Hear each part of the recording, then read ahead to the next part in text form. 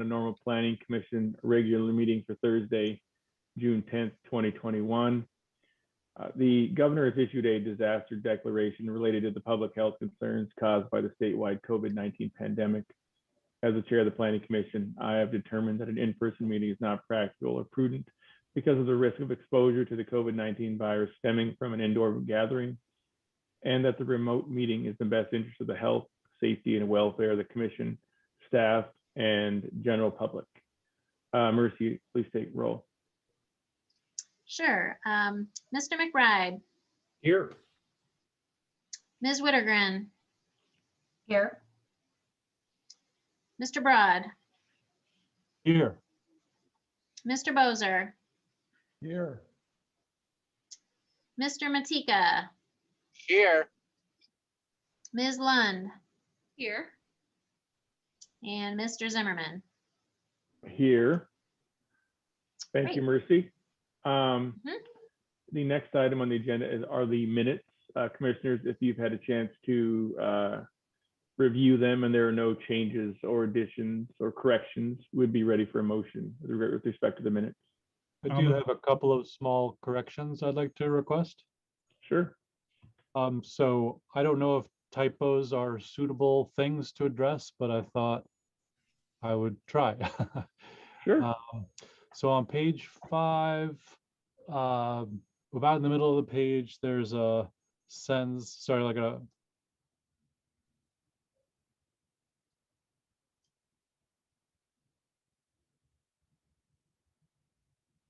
I'm only going to interrupt for just one moment while you're looking, Bob, only Yeah. to ask Brian Day the question, because this is a good one. And if somebody has that kind of correction, which would be nice to have in the permanent record, can somebody like send those in advance and we just make them as like, what do you call them, like Scrivener's errors or whatever they're called?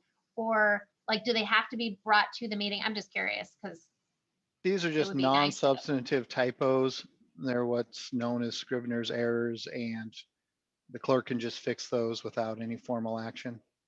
So if Oh, it's okay, only okay. typos and non-substantive changes, then we can fix those without the commission's formal action.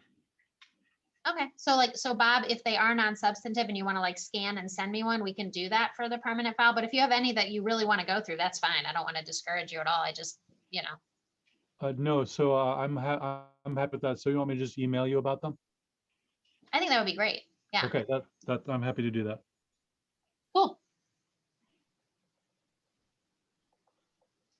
In which Okay, well, case, I move to approve the minutes. I'll second. wonderful. Mercy, take roll again, please. Mr. McBride, Yes. Ms. Wittergren, Yes. Mr. Broad, Yes. Mr. Bozer, Yes. Mr. Matika, Yes. Ms. Lund, Yes. Mr. Zimmerman. Yes. All right, well, thank you, Mercy. Now, the next item on the agenda are the public hearings. And it looks like we have one public hearing, that's 21-06-06-PC, amended preliminary subdivision plan for the Blackstone Trail subdivision. And Mercy, do you want to tell us what we have in front of us? I would love to. Okay. Wonderful. So bringing up a picture of the map. So what we're talking about here is the Blackstone Trail subdivision, which, as you may know, is bordered by Rab Road, Hershey, Shepherd, and then on the east by the Eagles Landing subdivision. This piece of property came into the town as an annexation agreement back in 2009, and it's been developing out ever since. In general, the neighborhood is R1B single family zoning with some R2 along parts of the edges. There's a detention basin, that's a public basin with a trail around it down here in the southwest area. And again, like at this point, most of what's been platted down here in the south half has been built and is occupied. In January of 2019, there was a public process to discuss the future of this corner lot at the southwest corner of the subdivision. And the town council went ahead and rezoned that to S2 public lands and institutions for the future development as a fire station. At the same time in 2019, the developer had also brought in a proposed new preliminary subdivision plan, a new concept for the north half of the development, in which the lots in this northwest quadrant would be smaller and there would be more of them, but the lots in the northeast quadrant would be similar to what had been shown in the original plan. So, and that engendered a lot of conversation with neighbors and testimony. And at the end of the day, the plan that was submitted was actually a bit of a compromise because their original thought was to have the denser housing across all of the north half of the development. So what the council approved as part of a corresponding annexation agreement was the council approved this concept of the denser lots over here, the larger lots over here, and the council's action basically said, if they come back with a technically engineered preliminary subdivision plan that matches the concept plan, then we will approve that preliminary subdivision plan. And so what you have before you tonight is the preliminary subdivision plan that has now been through the engineering ringer. And in fact, they've determined that what they showed as a concept can in fact be built. So it is staff's recommendation that we now comply with the terms of the agreement and go ahead and approve this preliminary subdivision plan. The number of lots hasn't changed in the preliminary plan, which is here. So it's kind of dizzying to look at on a screen, but basically it's the denser lots over here in this northwest, the larger lots in the northeast. We still have all of the same mid-block sidewalk connections, which are great for pedestrians throughout. There's the linear park down the middle. Again, it's identical to the concept plan. So we are in support of it. We think it's worth noting at this time too, we have an awful darn good need to be building houses, it seems. So so staff is very supportive of this, and we're happy to answer any questions. Wonderful. Commissioners, any questions of Mercy or town staff? I have one question. I thought you were just gonna because- listen. I'm just kidding. Because this has already been approved by the council, are we in any legal liability if we don't approve it as it's presented? Well, not personally, but Brian, do you want to expand on what the legal position is on this process? If you, by we, you mean the commission, the answer is no. The town itself, because in 2019, when they approved, the town council approved the amendment to the annexation agreement, which included the requirement that the town would approve the preliminary subdivision plans that comply with the amended concept plan that was approved at that time. So there is an agreement that the town will approve the preliminary plan if it complies with the already approved concept plan. And that would be a council decision. Thank you. Thank you, Mike. Any other So questions? AJ, I don't know if you can see it, but Ms. Lund had her hand up, but I don't know who you can Oh. see on your screen. So I just she see did them though. all on the side. I mean, I should have known. Yeah. Rachel always has questions, like lots of questions. You know it. Thank you so much, Mr. Chair. And so really just more of a point of information, and I'm not sure, Mercy, if you know the answer or maybe the developers have the answer. With the denser lots, are those still single family homes that are just closer together, or are they some of the side-by-side townhouses that we see along Shepherd? No, they're all detached single family homes. Okay, very good. Thank you. And I have one more question, if I can ask a quick follow-up. Has the town done any research to find out what types of homes that people are wanting within the community, different areas of the community, as far as single family, townhouses, apartments? Do we have any data on just kind of what people in the community are looking for in general? So it's really kind of a question bigger than this one agenda item. Yeah, so back in I want to say 17, we worked with the city and the county and regional planning to do a regional housing study. And it was a really good snapshot of what the community has on offer right now. And it did some projecting into the future as to what kinds of housing people are looking for. We also did that to a degree with the Uptown 2.0 plan, because we know there are some housing preference changes out there. That said, I mean, you're not going to look at either of those plans and find that it's telling you we need this number of this type or that type. And frankly, we do leave it to the private sector to decide, you know, if they're investing their money, presumably they're investing in a product that they think a buyer wants. And so, so we're, you know, so that's kind of where we're at with that. But one would wonder if, you know, moving forward into the future, next 20 years, like, it is hard to know what kind of housing the development community is going to think is going to sell. Excellent. Thank you very much. And then, and back in 2019, when we spent a couple meetings on this, one of the things that we did talk about was the comprehensive plan and the smaller lot size and smaller yards, and something that may be attractive to a certain subset of the population at some point. Right. Okay, well, any more questions of Mercy? And Mercy, if you see hands up, let me know. I will. I don't see any. Well, at this time, we can open the public hearing. If anyone wants to speak, we would just ask that you state your name and address and affirm to tell the truth, those three things, and then please, and then we will take your testimony. And I'll just throw in again, because I have the whole Hollywood Squares here on my screen, that I do see that the development team is kind of in a room together. So if they may want to, it looks like they do. Todd kind of waggled his hand there. So yeah, so I think they want to talk. Okay. Thank you. My name is Todd Bugg. My address is 800 Smith Drive, Normal, Illinois, and I affirm that I will tell the truth. I am the attorney for the developer.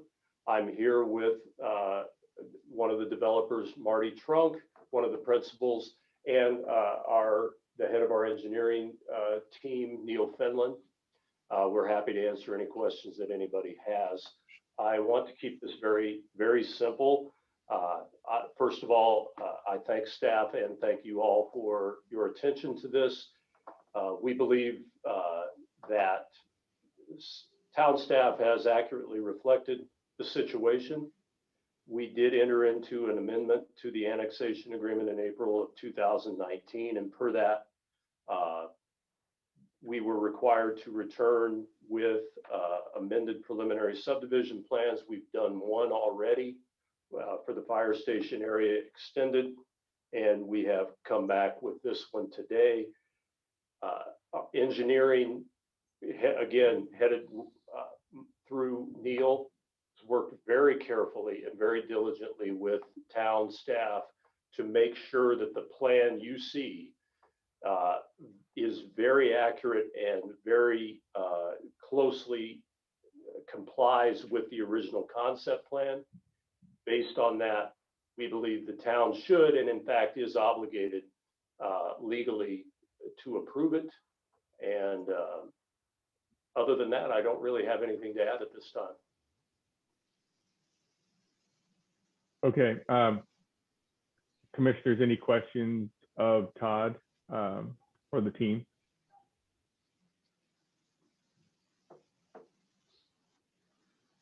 Is this the time for me to have a question? This is Carol Harms Garman.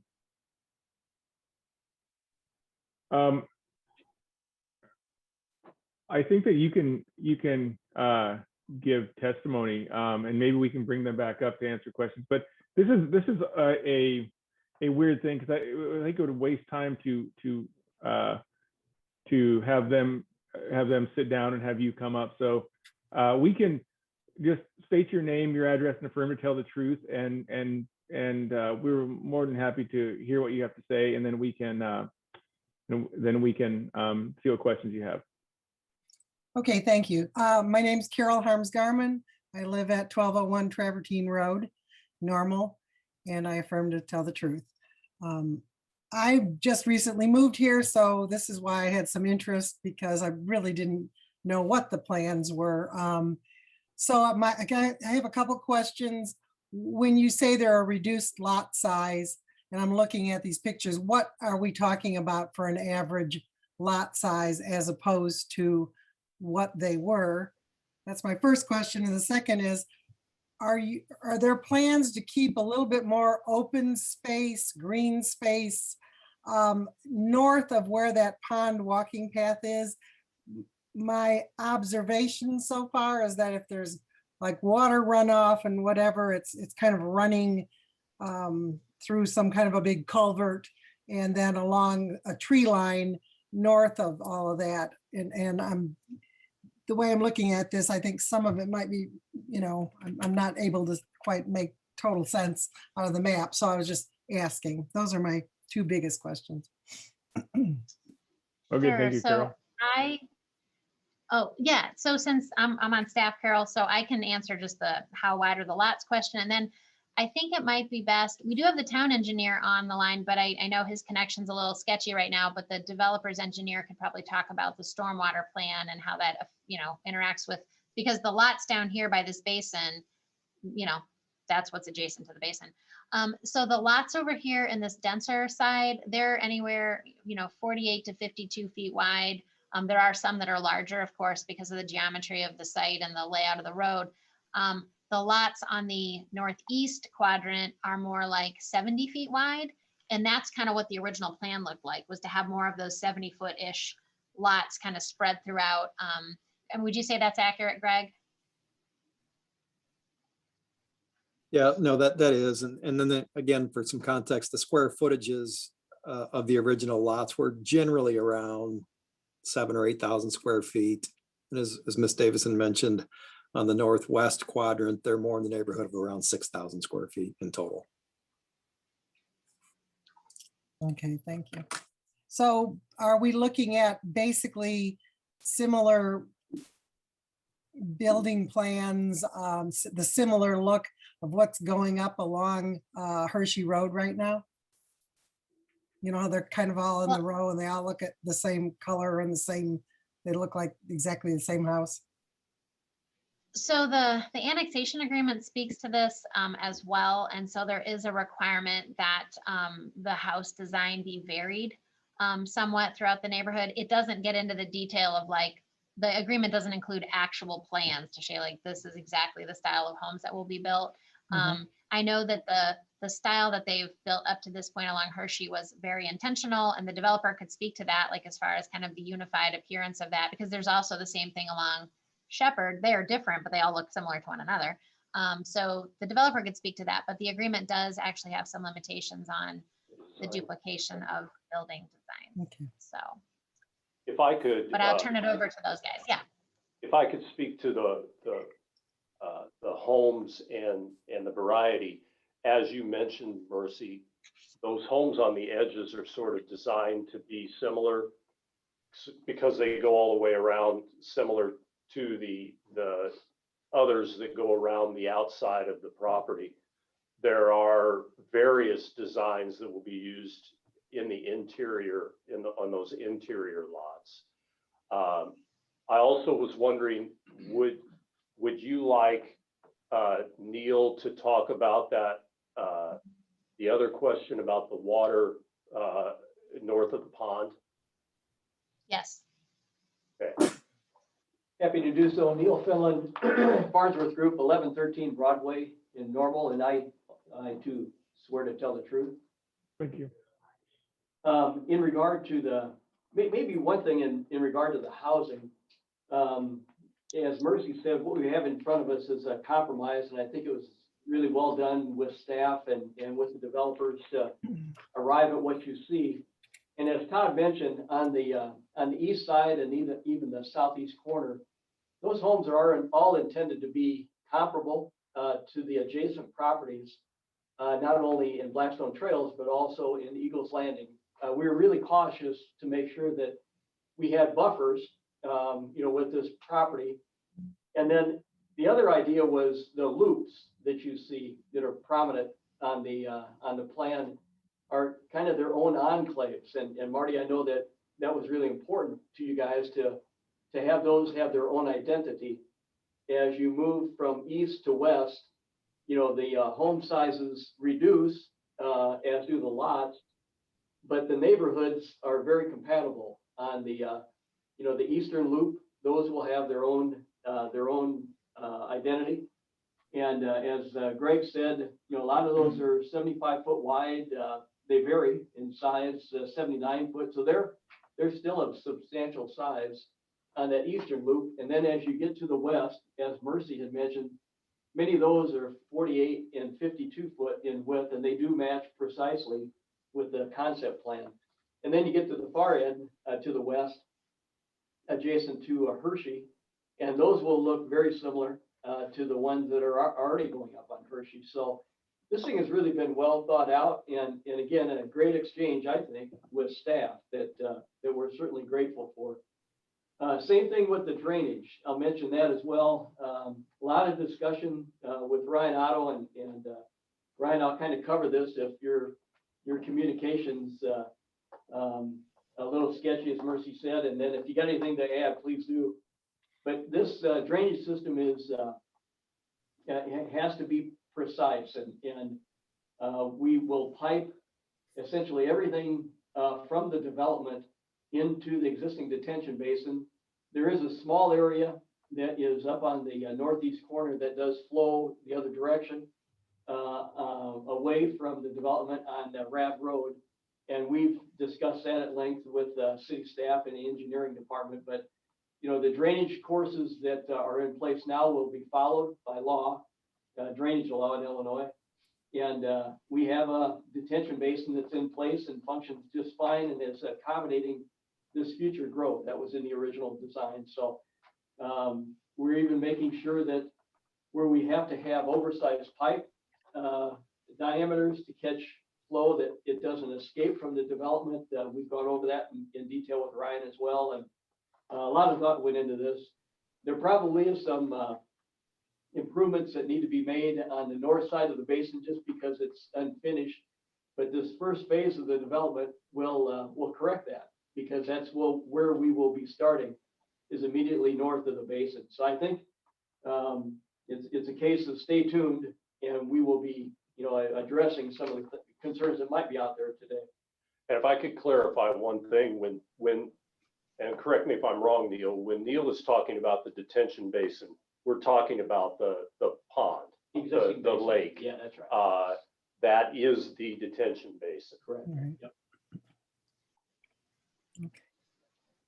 Thank you. Yeah, I think my biggest question, and actually a number of the neighbors, we've been, you know, as I'm meeting them, we've been chatting about it, but trying to figure out whether or not you were going to leave, you know, a sort of that grove of trees with that whole runoff area, but it sounds like, no, you're just going to run houses all the way along the pond, just north of the pond, all the way to Hershey.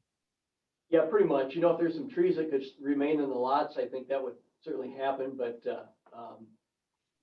you know, it's kind of a case by case with those trees and the lots and the building size. And so that row is going to be those smaller lots. So, Yes, ma'am. Yes, Correct.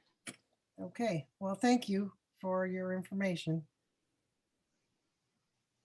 you bet.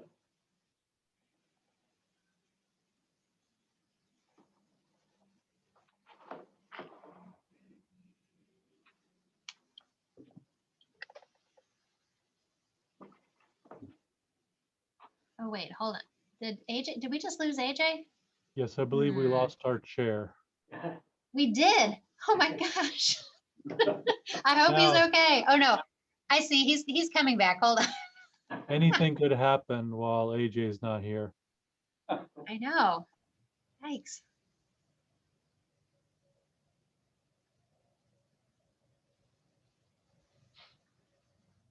One sec. We can see you, AJ. Yeah, it went away. Power went off and I was gone. We've been doing this for a year and a half almost. This is the first time we've lost the chair during a meeting. It's our last one. I know.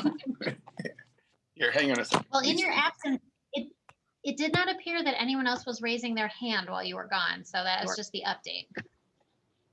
Okay, that's good. Am I the only one? Because yeah, the power just bumped here and then everything went black. So No, just you.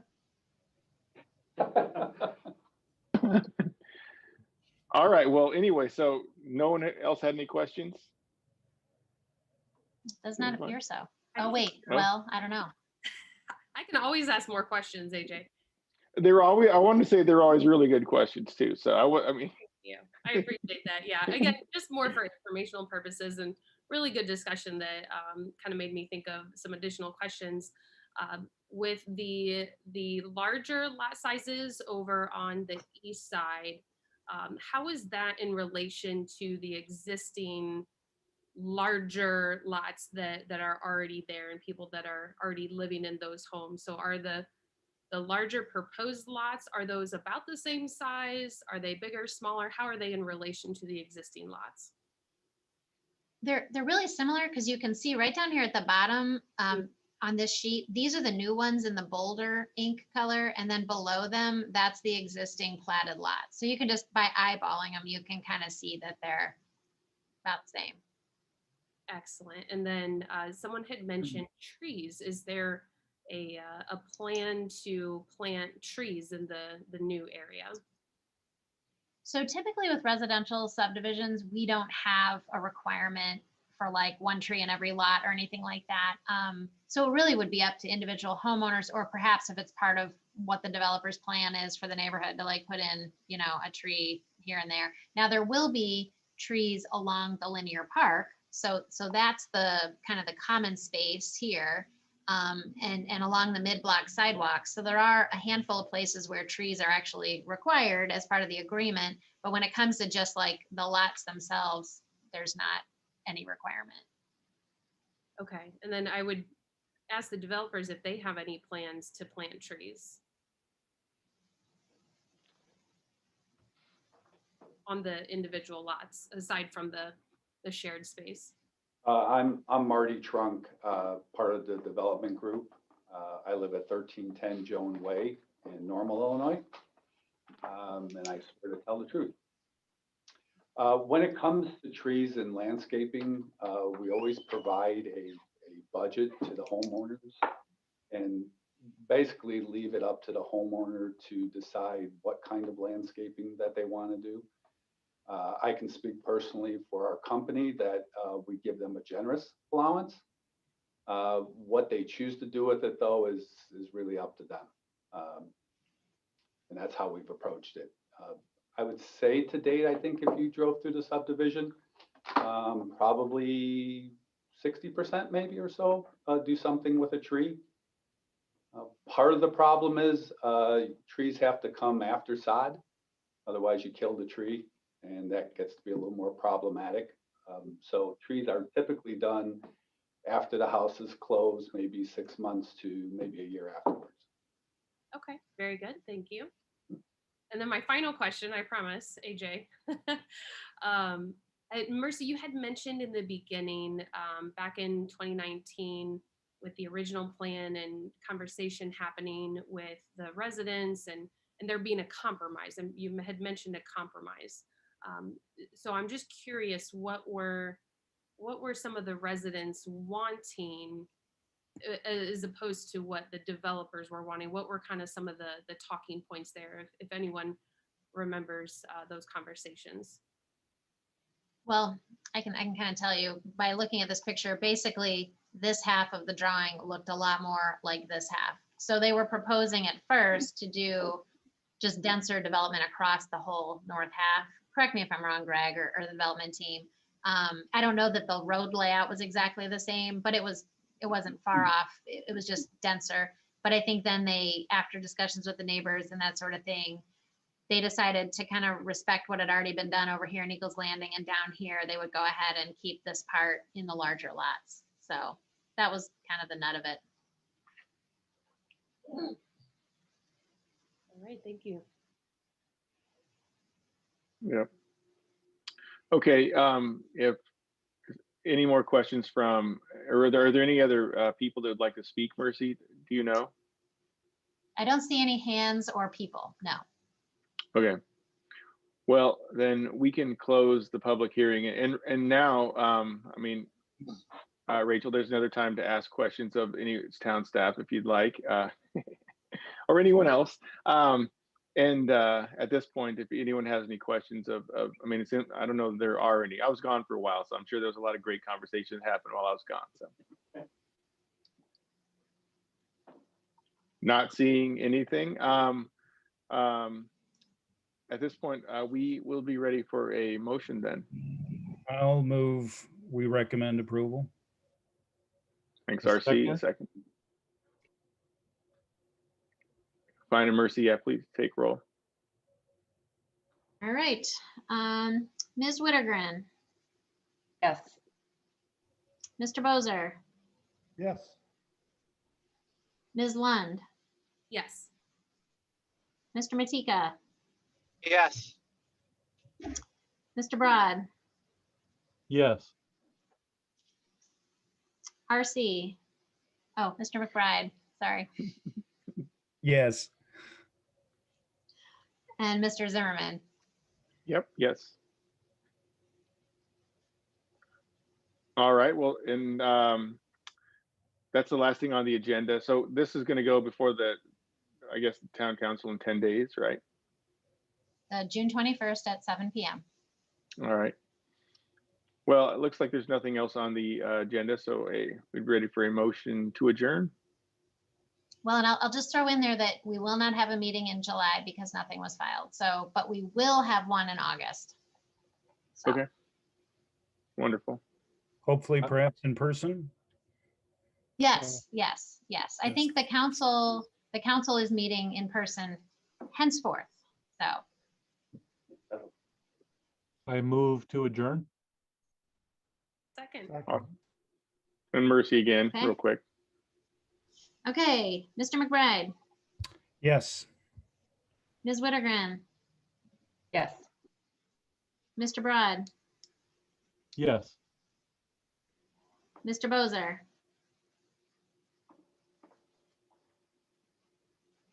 oh, wait, he froze, but I'm sure he wants to adjourn. He Mr. already adjourned. Matika.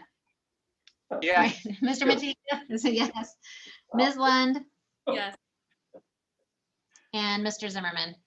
Yes. I thought maybe Rick fell asleep, but he's moving again. I'm still here. I got out for a minute. Well, at least nobody voted no, Mercy. No. Right. Thanks, folks. Thanks, folks. Appreciate it. Thanks.